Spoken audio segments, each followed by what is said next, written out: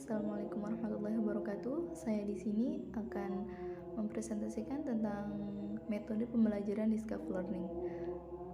Salah satu tugas UAS mata kuliah pengembangan model pembelajaran bahasa Indonesia.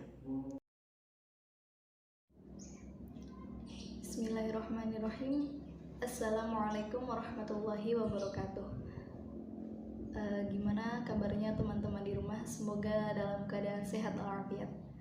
Perkenalkan, nama saya Nida Layalin dari IAIN Syekh Nurjati Cirebon, jurusan Tadris Bahasa Indonesia, semester 5 kelas C. Saya di sini akan mempresentasikan tentang metode pembelajaran Discovery Learning. Sebelum kita membahas lebih lanjut tentang metode pembelajaran Discovery Learning, perlu kita pahami apa itu model pembelajaran, metode pembelajaran, dan strategi pembelajaran. Langsung saja, perbedaan dari ketiga ini, model pembelajaran, metode pembelajaran, dan strategi pembelajaran. Yang pertama yaitu model pembelajaran. Nah, model pembelajaran merupakan kerangka konseptual yang disusun oleh guru untuk pelaksanaan proses pembelajaran dari awal sampai akhir. Jadi model pembelajaran ini sudah tersusun rapi, sudah terkonsep dalam mengorganisasikan proses pembelajaran dari awal sampai akhir. Contoh dari model pembelajaran yaitu ada model pembelajaran CTL, ada model pembelajaran PBL, ada model pembelajaran PAIKEM, dan ada model pembelajaran STM, dan masih banyak lagi. Yang kedua yaitu metode pembelajaran. Metode pembelajaran merupakan cara yang digunakan oleh pengajar dalam proses pembelajaran. Jadi jika model pembelajaran tadi masih konseptual, nah sedangkan metode pembelajaran ini sudah siap digunakan atau bersifat praktis untuk proses pembelajaran.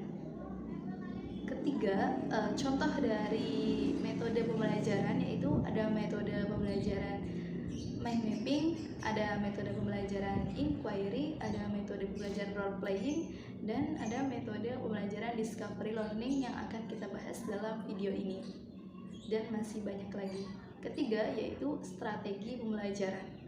Strategi pembelajaran merupakan cara spesifik yang digunakan dalam menerapkan metode. Metode pembelajaran discovery learning merupakan suatu metode mengajar untuk mengatur pengajaran yang disusun sedemikian rupa sehingga anak berperan aktif dalam proses pembelajaran di dalam kelas, memahami arti, konsep, melalui hubungan intuitif untuk akhirnya sampai pada suatu simpulan. Selanjutnya yaitu jenis-jenis metode pembelajaran discovery learning. Pertama yaitu penemuan murni. Penemuan murni dalam proses pembelajaran ini terpusat pada siswa, jadi bukan terpusat pada guru. Guru hanya sebagai pemberi masalah atau mengatur keadaan situasi belajar. Jadi siswa yang menentukan arah pembelajaran. Jadi siswa yang melakukan penemuan-penemuan atau relasi dalam proses pembelajaran sehingga dapat menarik simpulan dari penemuan-penemuan tersebut. Kedua yaitu penemuan terbimbing. Penemuan terbimbing dalam proses pembelajaran yaitu siswa dibimbing oleh guru. Nah, bentuk dari bimbingan ini berupa pertanyaan atau dialog atau arahan atau petunjuk dari guru sehingga siswa dapat menemukan suatu pemahaman dari petunjuk yang diberikan oleh guru dan dapat menarik kesimpulan dari penemuan yang dibimbing oleh guru. Ketiga yaitu penemuan laboratori. Penemuan laboratori menggunakan objek secara langsung dengan cara menganalisis atau mengkaji sehingga murid dapat menarik kesimpulan dari pengkajian atau penganalisisan tersebut. Berlanjut pada pembahasan berikutnya yaitu syntax discovery learning. Sintaks atau langkah-langkah metode pembelajaran discovery learning. Pertama yaitu stimulation. Jadi stimulation ini guru menghadirkan stimulus untuk memancing rasa ingin tahu siswa. Bisa berupa gambar atau video dalam pembelajaran. Jadi dengan menghadirkan gambar atau berupa video, contohnya fenomena alam dan lain sebagainya, itu bisa memancing rasa ingin tahu siswa dalam suatu materi pembelajaran di kelas. Selanjutnya setelah proses stimulus atau sudah memancing rasa ingin tahu siswa, maka dari stimulus tadi bisa berupa problem statement atau memunculkan pertanyaan-pertanyaan dari stimulus yang sudah pengajar berikan. Contohnya, di awal pelajaran, pengajar ini sudah memberikan suatu gambar atau video untuk diamati oleh siswa. Nah, setelah siswa mengamati, maka muncullah pertanyaan, misalnya pengajar memberikan pertanyaan, dari video tersebut hal apa yang Anda amati, hal apa yang terjadi dalam video tersebut. Nah, dalam pertanyaan ini bukan saja siswa yang harus bertanya, tetapi jika siswa tidak ada yang bertanya atau dalam kelas itu hening, maka gurulah yang memunculkan pertanyaan-pertanyaan terkait video dari stimulus tadi. Setelah problem statement itu tadi terjawab atau sebuah masalah-masalah itu muncul, maka pengajar dapat memerintahkan siswanya mengumpulkan data atau dinamakan data collecting, yaitu pengumpulan data secara kolaboratif atau berkelompok. Jadi setelah mengamati video dan memunculkan pertanyaan-pertanyaan yang akan dikaji pada hari itu, guru membentuk kelompok, pengajar membentuk kelompok, beberapa kelompok dalam satu kelas itu.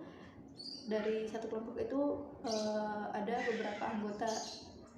Nah, setelah sudah terbentuk kelompok, maka guru memerintahkan siswanya untuk mengumpulkan data collecting dengan cara mengkaji literatur atau mencari informasi-informasi lain dari internet misalkan, atau dari buku-buku dari perpustakaan, dan bisa saja mengamati atau mencari data ini dari objeknya secara langsung.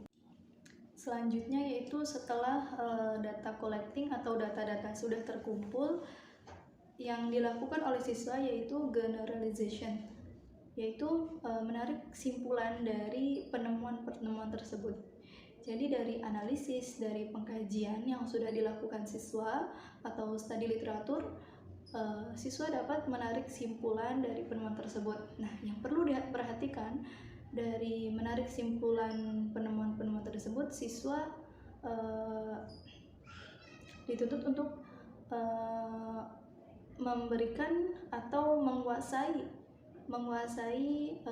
pembelajaran terkait materi yang dikaji pada hari itu. Guru memverifikasi atau kegiatan verification, yaitu siswa melakukan presentasi dan guru memverifikasi apakah data-data yang diperoleh dari analisis pengkajian terkait materi itu sudah benar atau kurang tepat dalam memilih dan memilah datanya. Setelah verification atau setelah presentasi, selanjutnya yaitu data processing, yaitu siswa menjawab pertanyaan-pertanyaan yang dimonitori oleh guru. Selanjutnya yaitu syarat metode pembelajaran discovery learning. Yang pertama verifikatif. Jadi verifikatif ini data yang terkumpul bisa dinyatakan salah dan benarnya.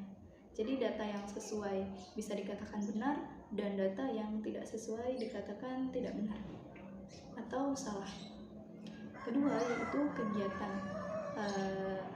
Dalam metode discovery learning, kegiatan pembelajaran itu bersifat literatur atau kajian literatur. Jadi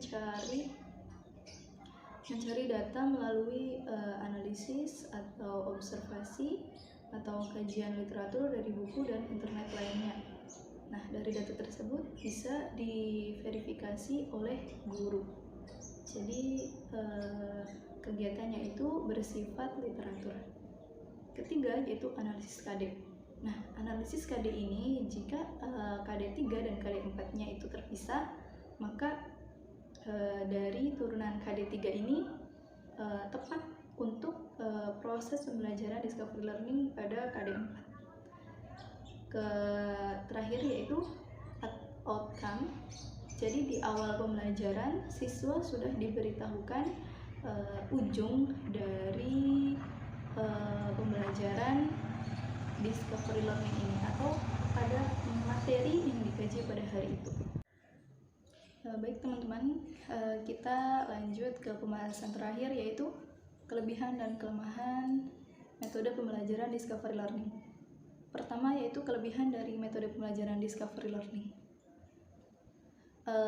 Di sini saya mencantumkan hanya 3 kelebihan dan itu aslinya banyak ya teman-teman, tapi saya hanya menyebutkan 3. Yang pertama yaitu metode discovery learning itu mampu mengembangkan dan memperbanyak kesiapan serta memiliki keterampilan melalui proses kognitif atau pengenalan siswa. Kedua yaitu metode pembelajaran discovery learning ini siswa mempunyai pemahaman atau penguasaan secara individual atau secara pribadi. Kelebihan ketiga yaitu dari metode pembelajaran discovery learning menambah dan memperkuat kepercayaan diri dengan proses penemuan-penemuan yang pernah dilakukan oleh siswa. Selanjutnya yaitu kelemahan metode pembelajaran discovery learning. Kelemahan pertama yaitu siswa harus sudah ada kesiapan mental dan berani serta berkeinginan untuk mengetahui situasi sekitarnya dengan baik. Kelemahan kedua, proses mental dengan teknik ini hanya mempertahankan atau hanya mementingkan pengertian saja. Ketiga, yaitu kurang memperhatikan sikap atau keterampilan siswa dalam proses pembelajaran. Sekian penjelasan dari saya. Kurang dan kurangnya saya mohon maaf. Semoga dapat bermanfaat untuk saya sendiri dan teman-teman yang sudah menyimak video ini. Sekian, terima kasih. Wassalamualaikum warahmatullahi wabarakatuh.